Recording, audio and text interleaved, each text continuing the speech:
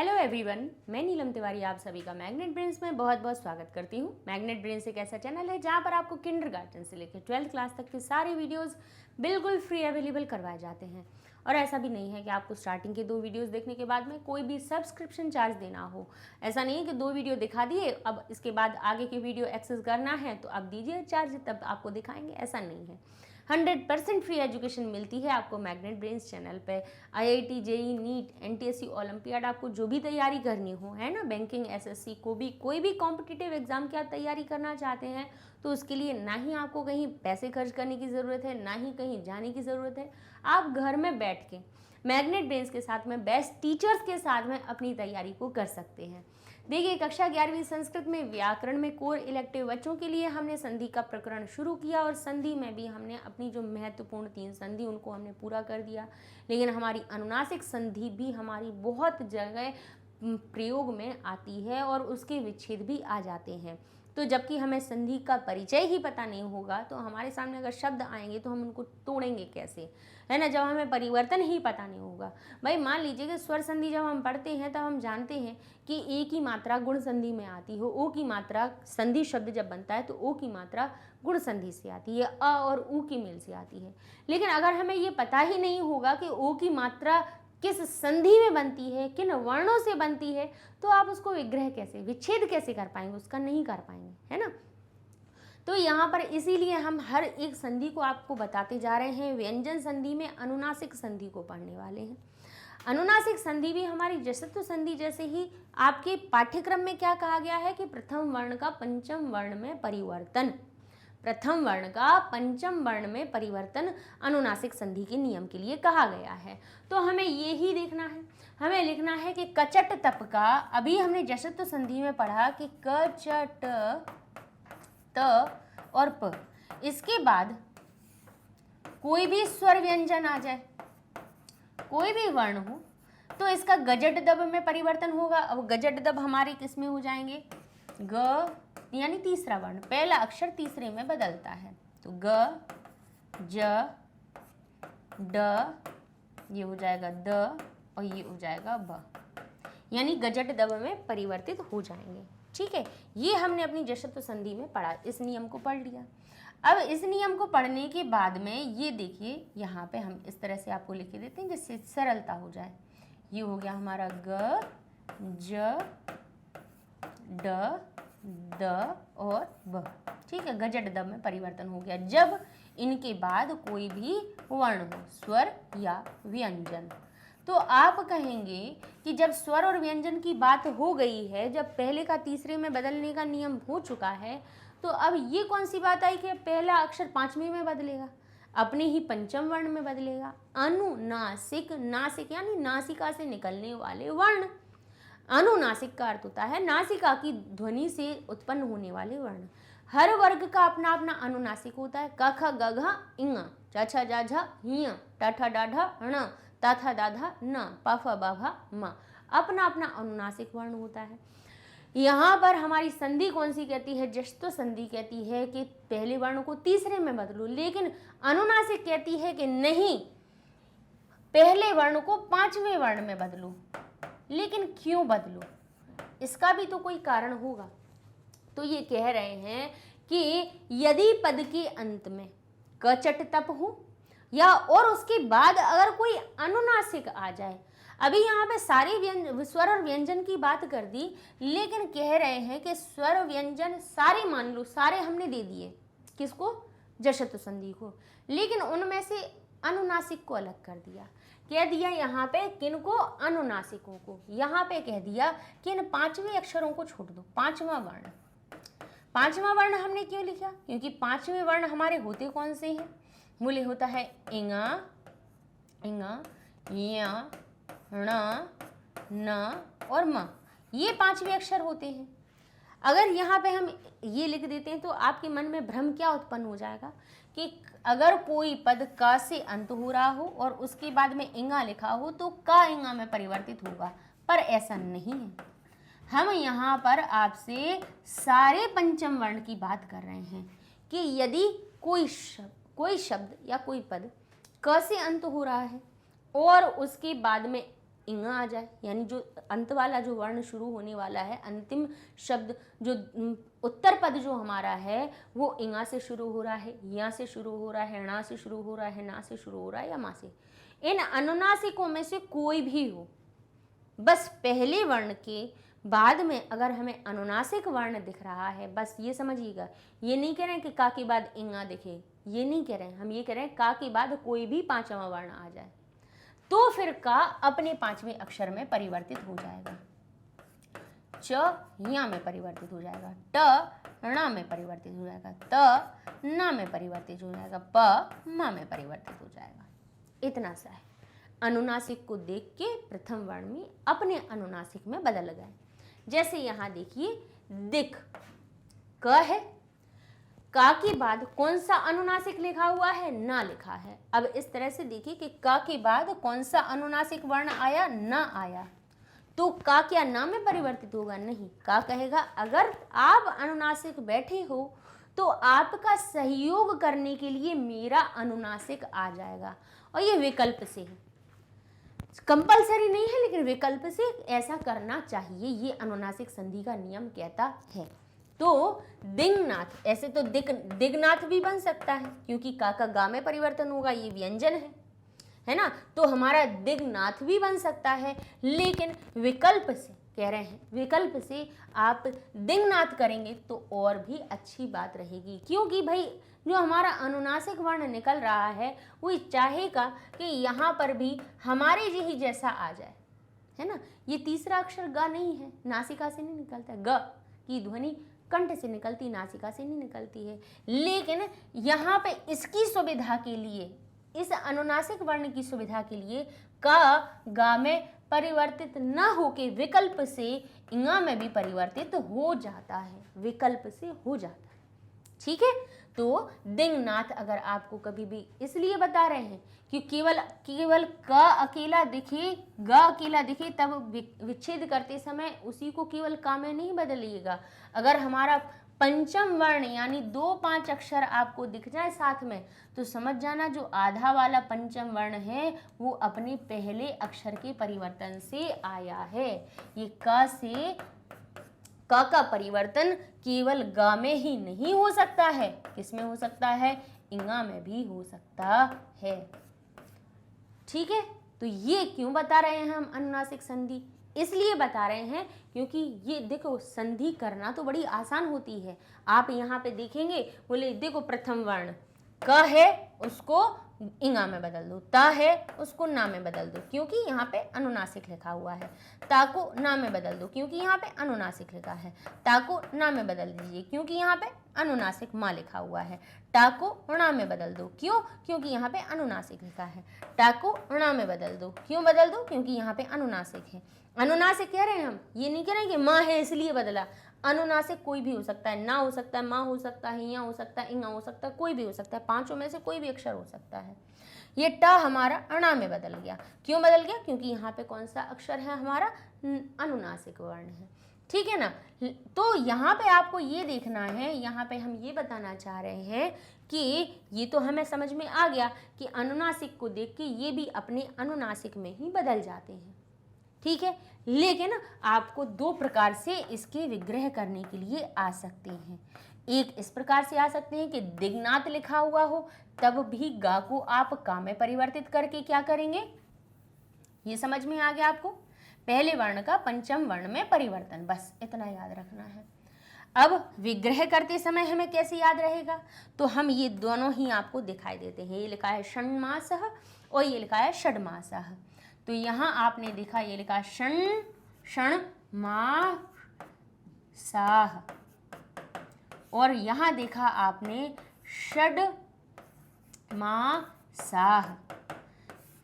तो आपको याद रखना है कि अगर संधि के बीच में आपको संधि शब्द मिल रहा है, कोई शब्द मिल रहा है, आपको ध्यान रखिए, कोई शब्द मिल रहा है और उसमें कहा जा रहा है कि इसको तोड़ो, आप इसका विच्छेद कीजिए, आप तो विच्छेद कैसे करेंगे आप, कि आप दोनों अक्षरों को देखेंगे कि यदि यहाँ पर आपके सामने कौन सा है, अगर आपको पंचम वर्ण दिख रहा है वो भी कैसा है, आधा, और यहाँ पे आपको तृतीय वर्ण दिख रहा है वो भी कैसा है, आधा। आधा ये तो भाई पूरा भी हो सकता है, क्योंकि ये जो तीसरा वर्ण होता है, जैसे हमने आपको बताया था कि जैसे दिक और अंबर है,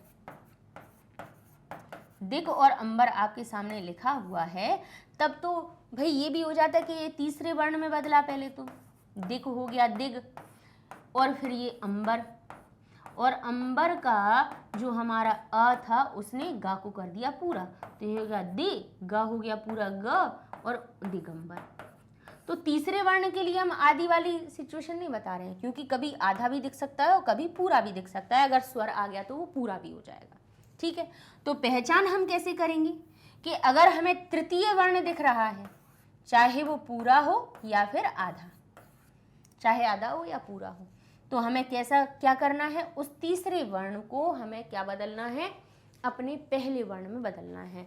तो ये जो ड है, ड का पहला वर्ण कौन सा है, ड कहाँ से आता है, किस परिवार का है, बोले ट परिवार का। मुखिया कौन है, ट। तो जो ड होगा उसको हम टा में बदल देंगे। अगर ड आधा है तो ठीक है, तो हम कह देंगे षट मा सा।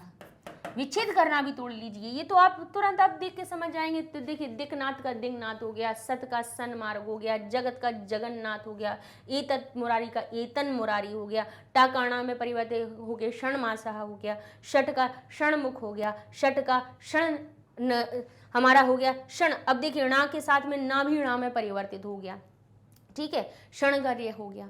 इस प्रकार से बन गई ये बात। ठीक है, हो गई, कोई दिक्कत नहीं। तो हमने कैसे तोड़ लिया कि डा है तो उसको टा में भी तोड़ा जा सकता है, और णा है तो उसको भी, ये पांचवा जो वर्ण आया है वो भी किसके परिवर्तन से आया होगा, पहले अक्षर के परिवर्तन से बदला होगा। तो णा का पहला अक्षर णा किस परिवार का है, टा परिवार का। तब भी हम इसको तोड़ेंगे तो ये बनेगा षट मा सा। ठीक है, लेकिन अनुनासिक संधि और भी जल्दी पकड़ में आ जाती है, पहचान में आ जाती है। कैसे, जैसे यहाँ तो भाई यहाँ आधा अक्षर दिख रहा था तो उसको पहचानना आसानी था कि हो गया हमारा षड मा सा। तो हमें सामने ही से चमकता हुआ दिख गया कि तीसरा अक्षर आधा है तो उसको पहले में परिवर्तित कर दो। लेकिन कभी कभी जैसे इस प्रकार से भी आ जाता है, जैसे ये लिखा है हमारे सामने वा गी शह, ये मिल गया, इस प्रकार से मिल गया। तो हम यहाँ कहेंगे वागीश में हम कैसे निकालें, तो उसको तोड़ने का तरीका समझ लीजिए कैसे तोड़ेंगे आप। जशतु का भी आपको हम विग्रह सिखाते जा रहे हैं और अपने अनुनासिक का भी सिखा देते हैं। जैसे ये लिखा है हमारे सामने वागीशः, तो यहाँ पे वाक तो कहीं पे टूट नहीं टूट रहा है। ठीक है, और अगर यारा लावा का हम सोचेंगे यहाँ पे यण संधि का वा अगर आया है तो उसके आगे के कोई वर्ण होना चाहिए थे, आगे आधा व्यंजन दिखना चाहिए था। तो हम इसको स्वर संधि का वा मानते, लेकिन हम नहीं मान सकते हैं। तो वा नहीं टूट रहा कहीं से, गा टूट सकता है। गा कौन सा अक्षर है, तीसरा अक्षर है। तीसरा अक्षर किस संधि में आता है, जशतु संधि में आता है। तो हम इसको तोड़ सकते हैं, बोले हाँ आ सकता है, क्योंकि का जो गा होता है वो का के परिवर्तन से आता है। तो हम क्या करेंगे, यहाँ पे वा को अलग कर देंगे, शह को अलग कर देंगे, और गा को ग को का में बदलना है। लेकिन गा अगर स्वर युक्त है, यदि यहाँ पे ये जो तीसरा अक्षर है अगर स्वर से युक्त है तो पहले स्वर को अलग करना पड़ेगा, क्योंकि केवल व्यंजन का व्यंजन से परिवर्तन हुआ था। स्वर तो कॉम्प्लीमेंट्री था, है ना, एक्स्ट्रा में आके जुड़ गया था, सामने था तो वो आके जुड़ गया, तो उसको अलग करना पड़ेगा, है ना। पूरा गी नहीं बदलेगा कि पूरा गी हम की में बदल दें, नहीं, ऐसे नहीं करेंगे। हम क्या करेंगे, इस गी को अलग उठा के रखेंगे, कहेंगे इसको तोड़ो, इसमें से स्वर को बाहर निकालो, तो वो कैसे निकलेगा, गा में से ई को बाहर निकाल देंगे, और जैसे ही बाहर निकालेंगे तो उसको सीधा गेट के बाहर ही कर देंगे और शह में मिला देंगे, तो ये हो जाएगा ई शह, तो ये हो जाएगा वाग।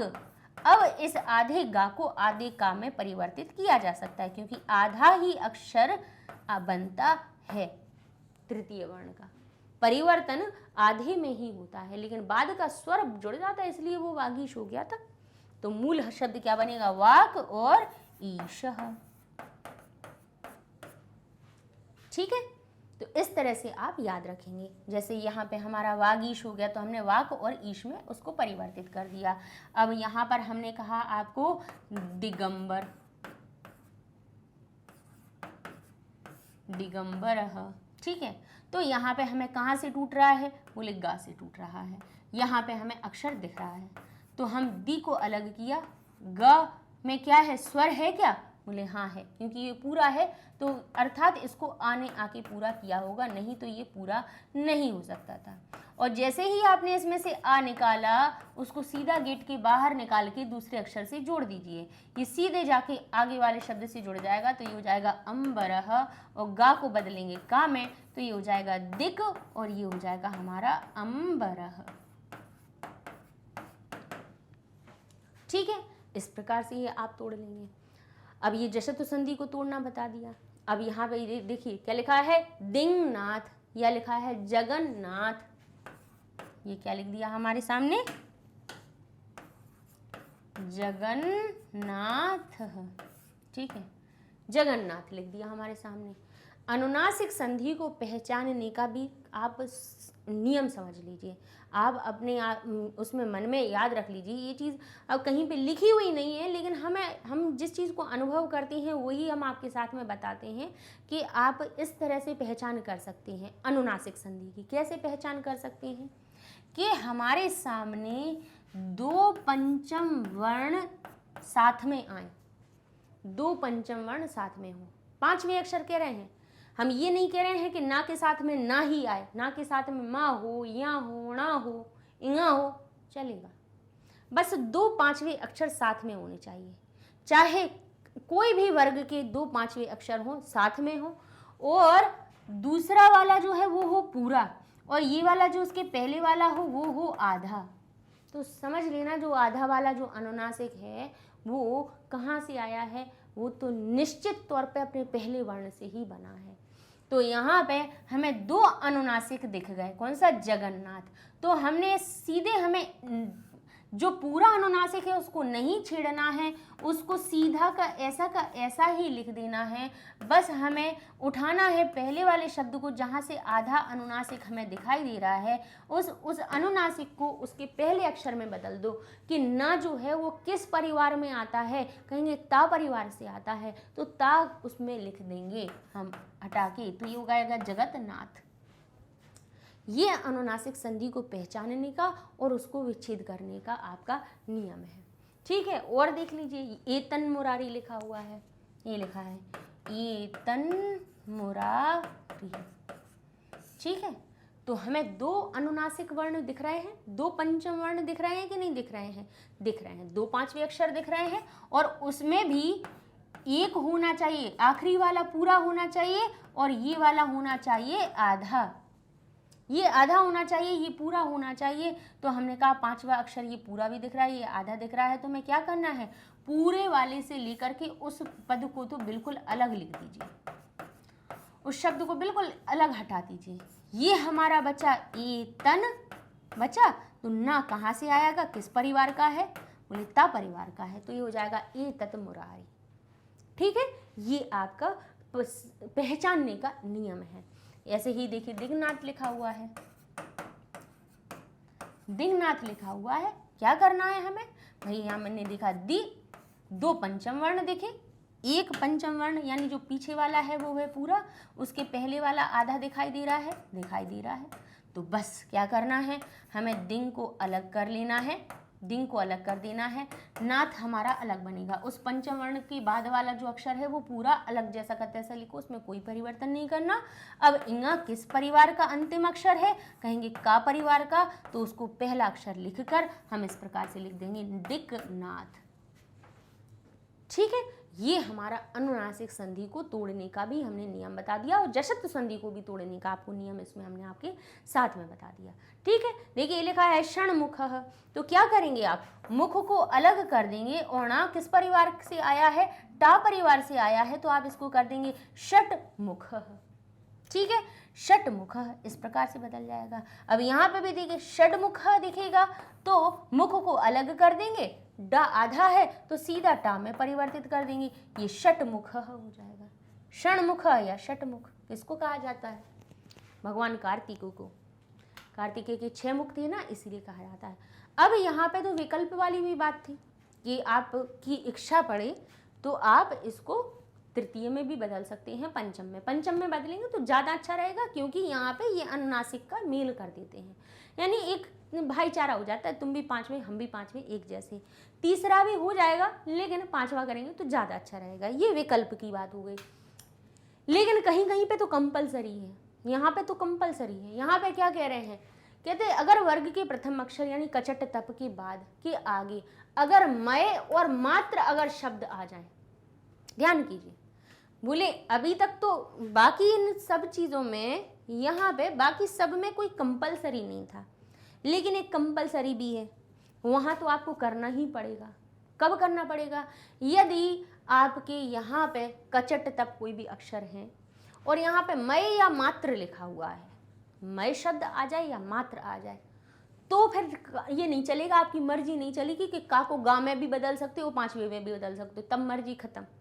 तब कंपलसरी हो जाएगा कि तब तो आपको का को इंगा में परिवर्तित करना ही पड़ेगा, का को इंगा में परिवर्तित करना ही पड़ेगा, चित को ना में करना ही पड़ेगा और ता को ना में करना ही पड़ेगा। पा होता तो उसको भी मा में करना ही पड़ेगा, चा होगा तो उसको या में बदलना ही पड़ेगा और अगर टा होगा तो उसको ना में आपको बदलना ही पड़ेगा। यदि उनके सामने आपके मय और मात्र शब्द आ जाते हैं तो ठीक है, तो इन दोनों के संग में हमारा क्या है, ये बिल्कुल कंपलसरी हो गया। और कंपलसरी हो गया तो आपको पहचानने में भी आसानी हो जाएगी। अगर वांग्मय लिखा हो तो मय लिखा हो, मात्र लिखा हो, मय लिखा हो, मात्र लिखा हो, तो उसकी पहली जो अनुनासिक हो उसको सीधा उसके पहले अक्षर में बदल दो, तो ये हो जाएगा वाक्मयम, ये हो जाएगा वाक मात्रम, ये होगा चित, ये ना है तो ता में बदल जाएगा तो हो जाएगा चित्तमयम, ये हो जाएगा तत् मात्रम। तो ये नित्य है, मतलब ये तो फिर होना ही है, फिर इसमें आपकी मर्जी नहीं चलेगी कि का को गा में बदल दो, नहीं बदलेगा मय और मात्र शब्द होने पर। ठीक है, तो इस तरह से ये हो जाती है आपकी अनुनासिक संधि भी, क्योंकि इसके नियम भी हमारे बहुत आए हुए हैं। जितनी संधियां आपको बता रहे हैं इन सब संधियों के उदाहरण आपकी भास्वती पुस्तक में पाठ में आए हैं, है ना। तो आपको पता होगा कि भाई अब परिवर्तन देखेंगे तो समझ जाएंगे कि भाई देखिए ये हमारा अनुनासिक संधि के नियम आ रहे हैं। यहाँ पे हमने हर एक आपको जो गद्यांश पढ़ाया है, पद्यांश पढ़ाया है, श्लोक पढ़ाया है, सब में हमने आपको बताया कि देखो इसमें ये संधियाँ आई हैं, तो आप देख करके आप पहचान पाएंगे। हम अगर उसमें आपको पढ़ेंगे, आप रिवाइज करेंगे और आप पढ़ेंगे कि हमने बोला अनुनासिक संधि, तो अनुनासिक संधि को देख के आप पहचान पाएंगे कि हाँ अनुनासिक संधि में क्या होता है। ठीक है, ये सारे वीडियो देखिए, परेशान होने की ज़रूरत नहीं है कि मैम कहाँ मिलेंगे। बच्चे पूछते हैं कि मैम आगे पीछे की वीडियो कहाँ है, बाकी के वीडियो कहाँ मिलेंगे, तो सब आपको यूट्यूब पे भी प्लेलिस्ट में मिल जाएंगे, साथ साथ में वेबसाइट पे भी आपको आसानी से मिल जाएंगे। गूगल टैब पे जाना है, लिखना है magnetbrains.com, इंटर करेंगे, वेबसाइट पेज ओपन हो जाएगा। यहाँ देखेंगे आपको इंग्लिश हिंदी मीडियम सारे कोर्सेज लिखे हुए हैं, NTSC ओलंपियाड IIT JEE सब लिखा हुआ है। इंग्लिश मीडियम में 11th क्लास पे गए, 11th क्लास की यहाँ पे लिस्ट आ गई। अब 11th क्लास में भास्वती है, ऐसी ही व्याकरण की लिस्ट आपको मिल जाएगी, उसको क्लिक करेंगे आपके सामने व्याकरण का पेज ओपन हो जाएगा और यहाँ आप देखेंगे प्रथम पाठ जैसे कुशल प्रशासनम है, वहाँ संधि हो जाएगा और संधि के सारे लेक्चर मिल जाएंगे आपको। ठीक है, तो जो क्लिक करेंगे वही वीडियो आपके सामने ओपन। बस एप्लीकेशन भी सेम ऐसे ही प्रोसेस से आप डाउनलोड कर सकते हैं। एक्सेस करने की कोई चार्ज नहीं है, ना उसको खोलने का ना पढ़ने का। मैग्नेट ब्रेन्स पे आपको कोई पैसे नहीं देना है पढ़ाई के लिए, बस सबसे अच्छी बात, सीधी सीधी बात ये है। तो पढ़ते रहिए मैग्नेट ब्रेन्स के साथ में। मिलेंगे अगले वीडियो में नई संधि को और सीखेंगे, तब तक के लिए धन्यवाद।